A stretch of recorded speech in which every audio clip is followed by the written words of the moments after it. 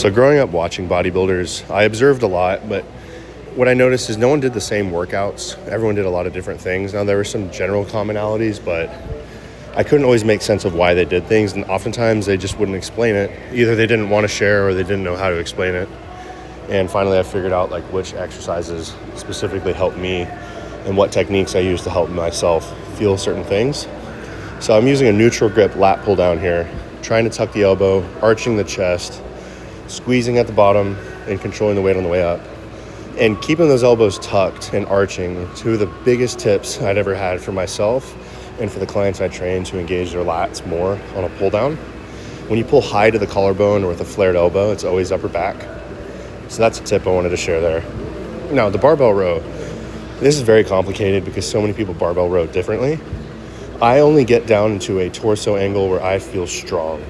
I can go lower. I don't feel strong there. And if I'm too upright, I feel like I'm just shrugging. So right here, I get to about a 45-degree angle. And this is where I can squeeze the top part of my lats, which is right under my shoulder blade. I can't feel lower lats on this exercise. This is more of a rhomboid trap exercise for like upper back thickness. And that's where I felt it. Because not every exercise is the best for each muscle group. You got to kind of work a well-rounded approach with multiple different angles. Now with the dumbbell row here, you see I got a staggered stance, so my right leg is out of the way and doesn't affect my line of pull. I pull the dumbbell low, close to my side, towards my hip.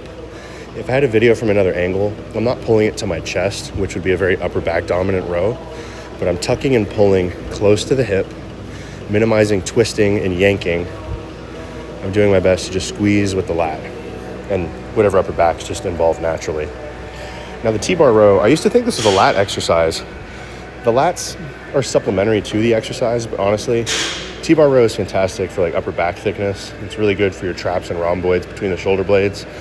You're gonna have to really manipulate the technique to a point where you're bastardizing the movement to try and hit lats. So just keep in mind that there are certain exercises that are better for muscle groups and you can work with them, but in the end, sometimes it's better to just change the exercise.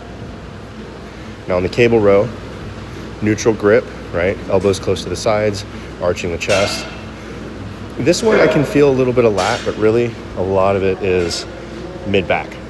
So truthfully, so far in this workout, the two lat-focused exercises were the dumbbell row and the neutral grip lat pull-down. This one here, I just like to hit really high reps, try to get everything out of the upper back that I possibly can. It's definitely an area I need to develop more. My lats are definitely a strength for myself, and I need to improve the upper back to grow in parallel. Now the underhand pull down, you used to see Dorian Yates do these. I couldn't understand why or how he felt his back until I started doing better. And once again, the typical thing with lats, tuck the elbow, arch the mid-back, keeping your chest high, and resist the weight as it goes up. And that's what helped me really engage my lats through the entire range of motion when I'm doing these. I'm in the middle of recording this audio and someone called me, interrupting the audio recording. But back to it. I supersetted the underhand pull down with a cable straight arm pull down. Well, kind of straight arm. But I can superset these because I feel the squeeze more on their underhand pull down, and on the straight arm pull down, I feel more of a mid-range activation. I don't get a deep stretch on this exercise. The machine is better for the squeeze and the stretch. The straight arm pull down really helps in the mid-range and helps me fatigue the lats to completion. So I like putting these together. Sometimes I'll start to work out with these. Sometimes I end them. I just kind of move things around as I please. And then to drive home the majority finish of the back workout, I've started loading this exercise, trying to strengthen my lower back and increase my lower back muscle thickness. So I do that by isolating the back with this glute ham raise, just flexing and extending the low back. I used to see Dorian Yates do these a lot in his blood and guts videos, so I've liked doing them as well. It's a fantastic way to pump up the lower back prior to doing a deadlift to make it more challenging, so you don't need as much weight on the deadlift. It makes the weight feel heavier, and that's kind of the idea of bodybuilding, is just find a way to make the weight feel heavier rather than lifting the heaviest weight you can. And here's that deadlift. I was only supposed to do 2 sets, but forgot to hit record, so this is the 3rd set.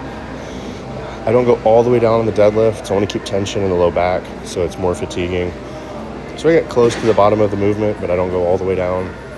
I also saw Dorian Yates do a lot of these partials. If I pull it from a standstill, It just becomes like a strength movement for me, and I don't want that. I want to feel my lower back fatigue, because the point is to fatigue it to make it grow. So I just knock out a couple sets of 15, and by majority, the whole workout, I'm doing like 15 reps on everything. It's just a good rep range. It gives me a good weight, and that's my back workout.